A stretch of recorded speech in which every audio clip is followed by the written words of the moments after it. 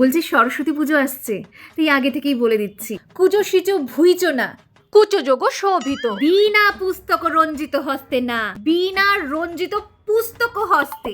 অঞ্জলির সময় ভুল মন্ত্র উচ্চারণ করলে ফেল তো তুমি করবেই, পাশাপাশি সরস্বতী ঠাকুর নিজের বিনা ছুঁড়ে মারবে সেটা আলাদা। মাই ডিয়ার পাড়ার চাঁদা তুলতে আসা ভাইটুরা, রশিদ হাতে তো এমন ভাবে আসো যেন মায়ের পার্সোনাল অ্যাসিস্ট্যান্ট। সরস্বতী বানান লিখতে দাও, 3টে বানান ভুল করবে। সাদা নিতে আসছে আমাকে বিদ্যাসাগর। সরস্বতী পুজোর দিন হাজারো কাপেলের মাঝখানে যে সিঙ্গেল অ্যাপেলরা ঘোরাঘুরি করছো, তাদের জন্য দুর্দান্ত একটা বিজনেস আইডিয়া। পুরুত মাসেই হওয়ার ওয়ান ডে ক্র্যাশ কোর্স করে নাও, জীবনে প্রেম না আসুক, পয়সা আসবে। এইদিকে বেচারা সরস্বতী ঠাকুর নিজেই কনফিউজড ছিলেন, গডেস অফ লার্নিং হয়ে গিয়েছেন লাভ অ্যান্ড রিলেশনশিপ কাউন্সিলর। ঠাকুরের কাছে গিয়ে কেউ আর বিদ্যা দাও বুদ্ধি দাও বলে না, বলে বিদ্যাকে পটিয়ে দাও। পুজোর দিন রাস্তায় ঠাকুর কম, কাপলের সংখ্যা বেশি। আমি সরকারের কাছে অনুরোধ করছি, সরস্বতী পুজোকে বেঙ্গলি ভ্যালেন্টাইন্স ডে হিসেবে অফিসিয়ালি ঘোষণা করা হোক। কাপলরা সরস্বতী পুজোয় জামা কাপড় ম্যাচ করে পড়ছে, এদিকে আমি এক চোখের সাথে আরেক চোখের আইলাইনার ম্যাচ করতে পারছি না। আজকাল সরস্বতী পুজোতে সবাই ক্যাটরিনা ক্যাফে ঘুরে বেড়াচ্ছে, আর আমাদের সময় সকাল সকাল মা এক গাদা হলুদ এমন ভাবে মুখের উপর লাগিয়ে দিত যেন জন্ডিস হয়েছে। সারা মুখে হলুদের ছোপ, হলুদ শাড়ি, হলুদ দাঁত নিয়ে রাস্তা দিয়ে এমন ভাবে হেঁটে যেতাম যেন গাঁদা ফুল হেঁটে যাচ্ছে। বাকি সরস্বতী পুজোর আগে তুমি কুল খেতেই পারো।